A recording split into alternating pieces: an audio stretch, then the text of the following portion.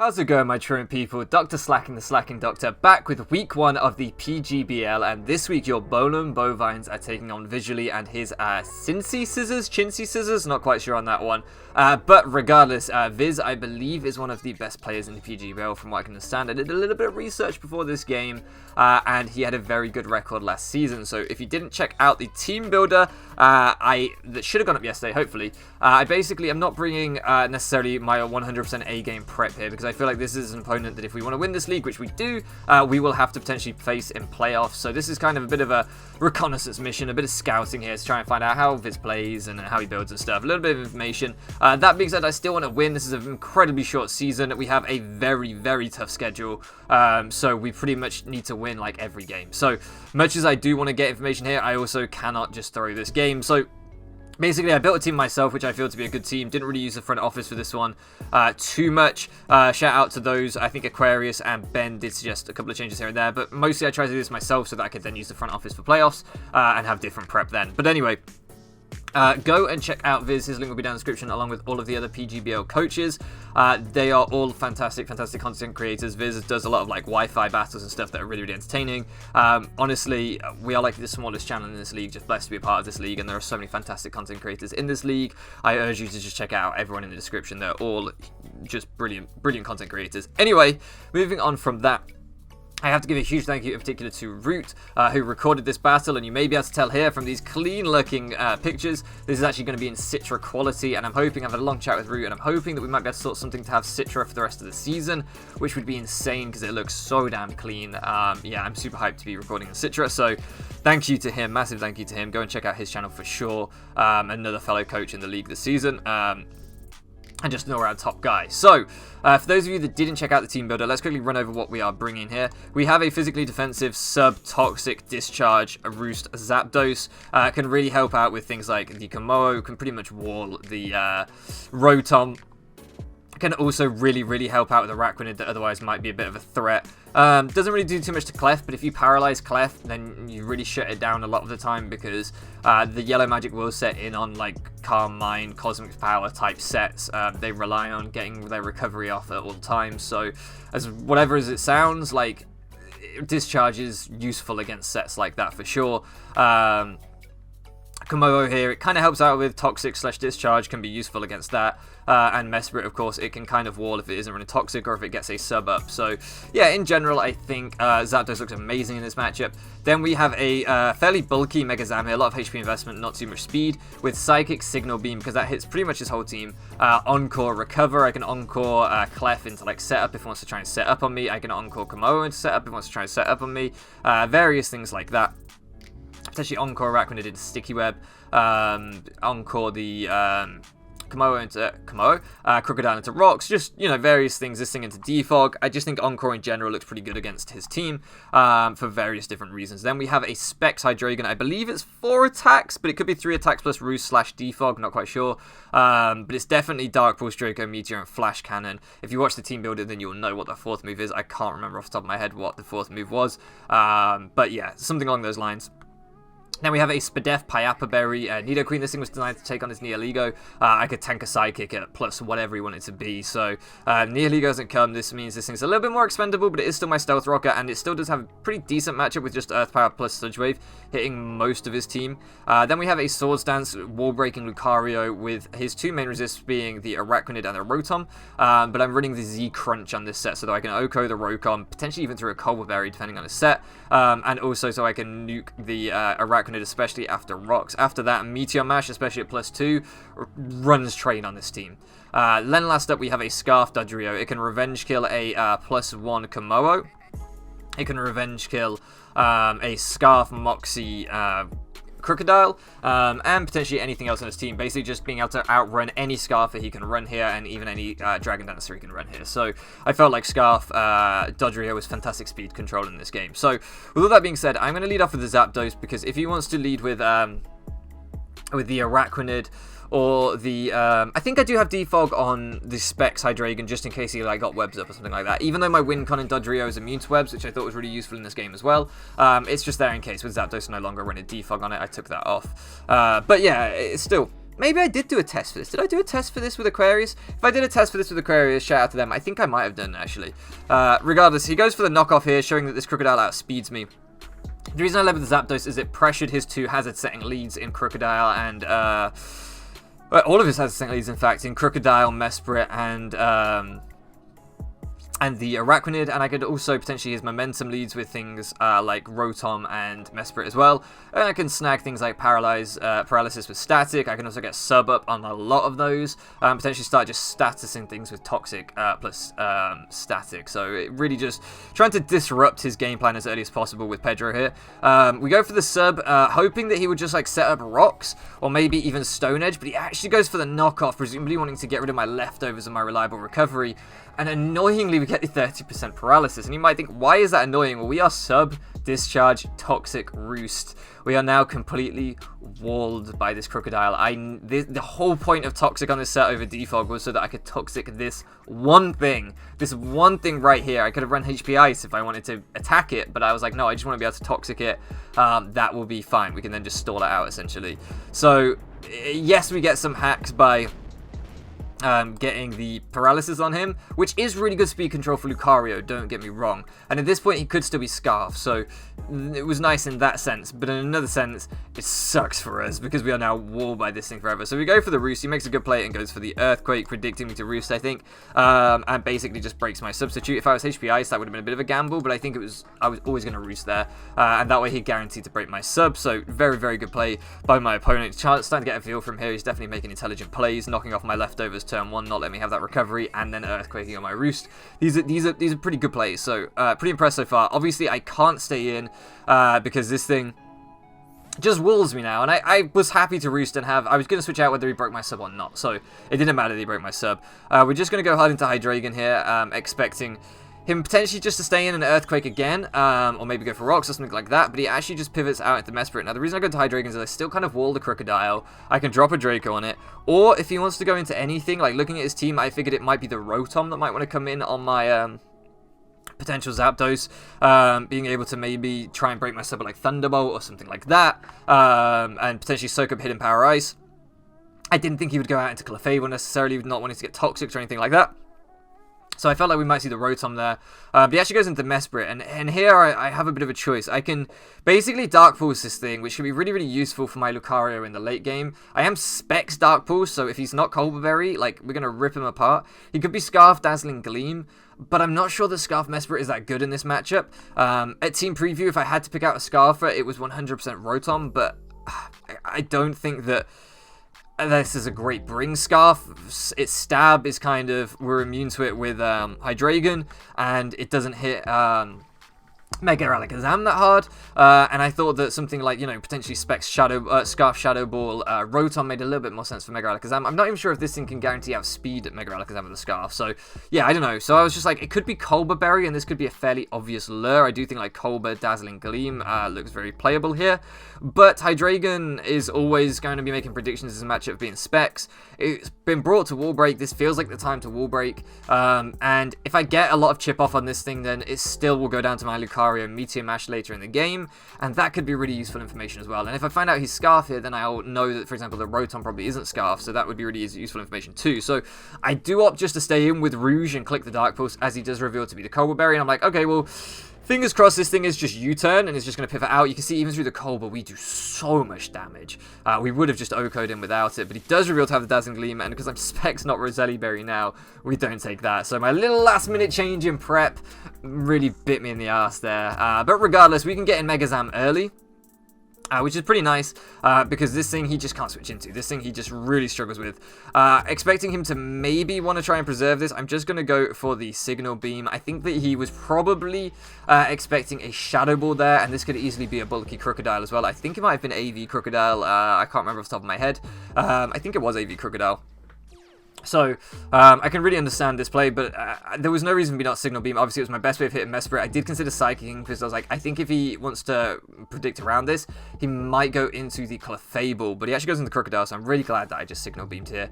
Again, I'm going to fire off a second Signal Beam because I don't feel like I really have to predict at this point in the match. I feel like, yeah, I've lost my Hydreigon, but I've got 50% off on the Mesprit, which puts it into Lucario range. I've now got Chip off on this thing, which puts it into Lucario range. Had he gone into Clefable trying to soak up the Signal Beam as a resist, I could have just Psychicked the Clefable and then Encored it into like setup if I went for setup or anything like that, and potentially put the Clefable really low. Here he makes a fantastic play as I go into my Zapdos, doubling into his Mesprit.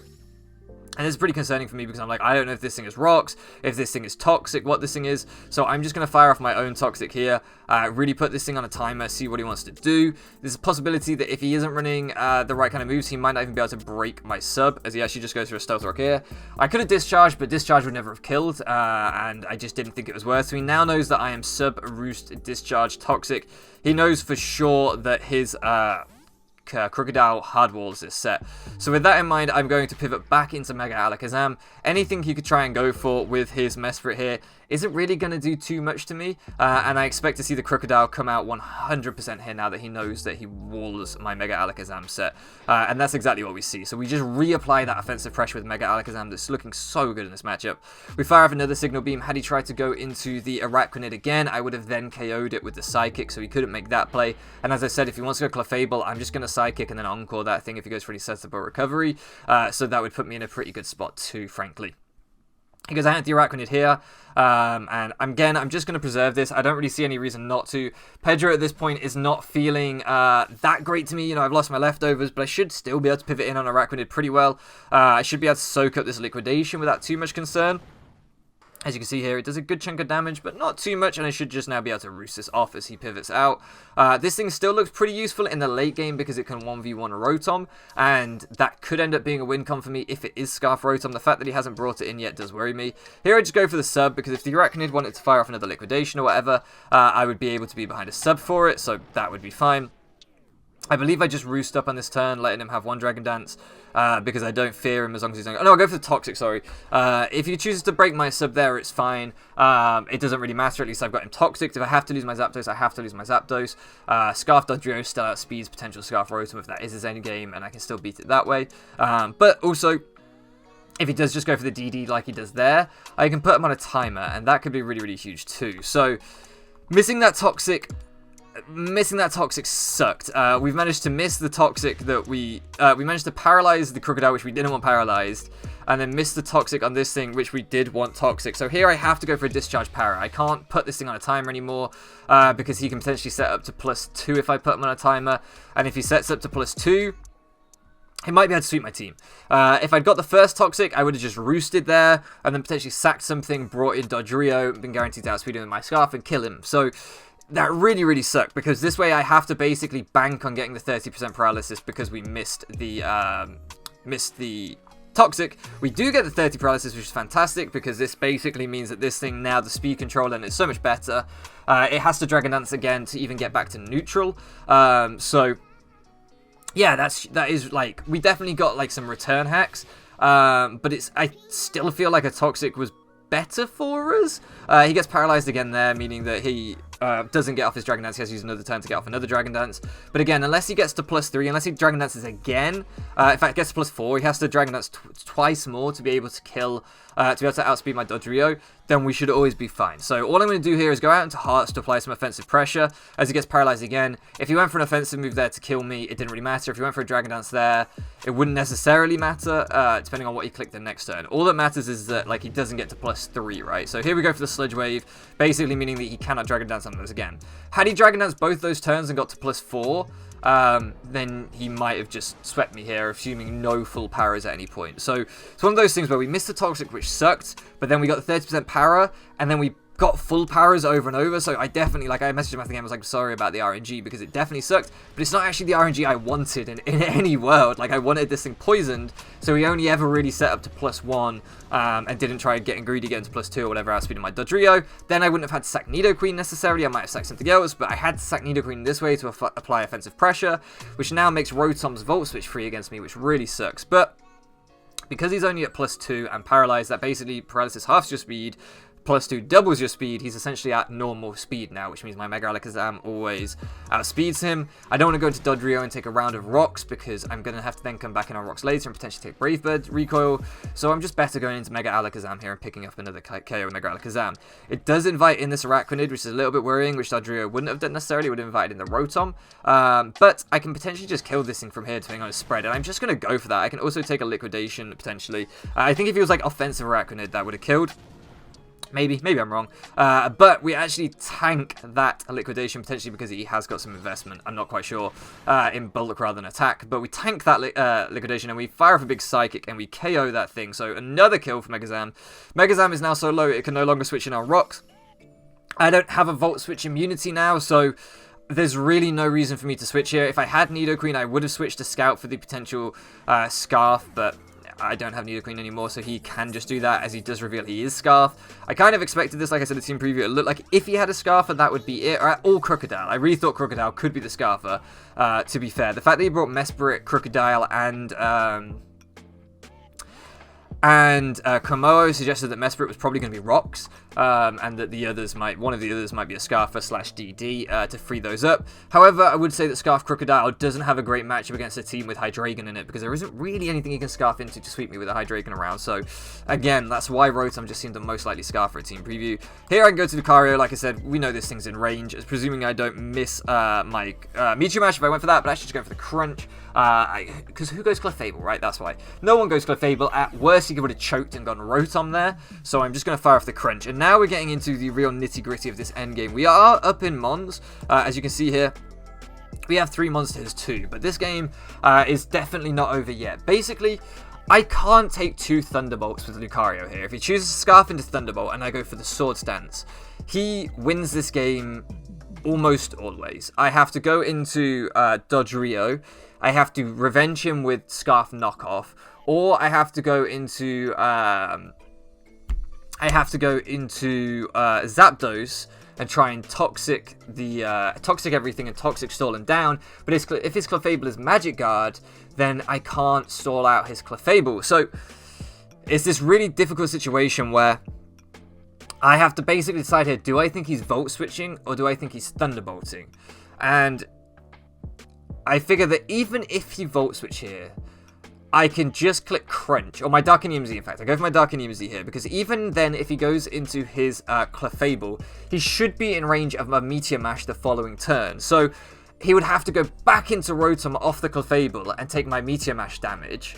Then Volt Switch again into Clefable, potentially not kill me, take more damage on Clefable, and then give me the Clefable or the Rotom. And at that point, Scarf Dodrio can choose which move it locks into to win. So at this point, I think I've won this game. I'm in a pretty commanding position. He has to make a lot of kind of predictions and whatever. And I think I can get this. So this Volt Switch does reveal to be a 2-hit KO on me. So I do have to get these plays right, and I do have to make sure I use Dodrio properly. So here we're just going to go for the Darkinium Z. Like I say, this should put this in range of Meteor Mash, which isn't a problem. I could have like SD'd there if I really wanted to, and then Meteor Mashed here. And that also potentially could have forced the game that I wanted. But like I say, if he Thunderbolted, that would have put me in a really bad spot. So it was really just a 50-50 of whether I thought he would Volt Switch or Thunderbolt. I go for the Darkinium Z. We pick up this Clefable. We throw it high into the air. We blow it up in the Dark Cloud. We do, I don't know, maybe 20% there. This HP bar, by the way, is so awesome. Shout out to Root. We do 20% there, and I'm like, all right, well, I think this thing revealed to be fairly I don't think it was that physically defensive, actually. I think it had, like, no physical defense investment. I think it was, like, max HP. I think it was something like max HP. So I'm like, all right, Meteor Mash should destroy this thing as he reveals the Berry. And we do, what, 30% from 20 down to 45, about 35%. So I don't think we would have killed this thing even without the Berry. I think we would have done, what, like 70% when he was at about, well, he was at about 80, so we would have been down to about 10%. And from that point, what I could have done is I could have gone into Dodrio. I could have clicked Brave Bird, I think, and basically won the game from there, because if he went hard into Rotom, he potentially got nearly 2-hit KO'd by that.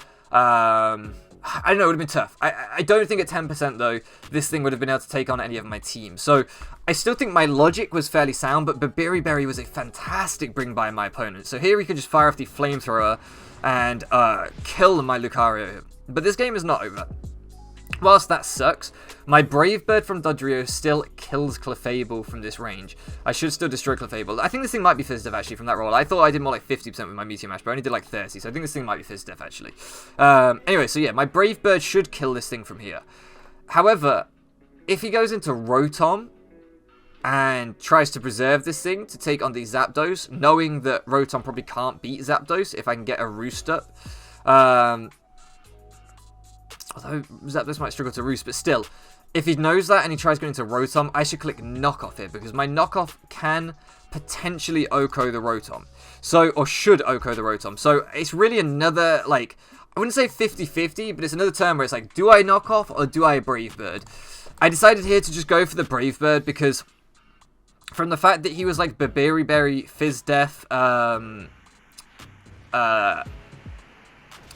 Clefable, I decided that he was probably unaware, because to me, if you're running that Berry, you probably want to be able to take on Scizor, and you probably want to be able to take on Lucario, which means you want to be able to take on a Sword Stance set of both, or a Nasty Plot set of Lucario, which means that you probably want the unaware to ignore my boosting, my setup, which means that you are susceptible to Toxic. So as far as I can see here, if I Brave Bird twice, I could switch out here and try and preserve this and knock off, but I can't kill the Clefable with knockoff.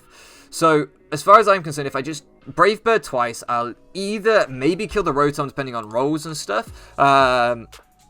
Obviously, you can see here we weren't far off killing the Rotom, but we don't. Sadly, we're not able to pick up the KO on this thing without a crit here, which, spoilers, we don't get. Not that I'm asking for a crit, of course. It might not have even been a roll, to be honest with you. I didn't even calc it, because I didn't feel like I needed to. I felt like my endgame, I knew my endgame. If he Volt Switched here, which he did, that basically gave me a free Zapdos to potentially 1v1 the Clefable. I know that I 1v1 the Rotom as long as I get to a good range of health, so this is putting me in a fantastic spot. All I have to do here is basically substitute to not let him Toxic me, and if I catch him trying to Toxic me, then I'm perfect. Or if I Roost up when he tries to attack me, then I'm good. All I have to do is get a Toxic off on this thing, and we win the game with Toxic Zapdos. He reveals the Soft Boiled here, and I know a little bit about Clef, and I know that certain healing moves on Clefable aren't compatible with other moves. Now, I might have made a mistake here. I never actually double checked with him if I made a mistake here.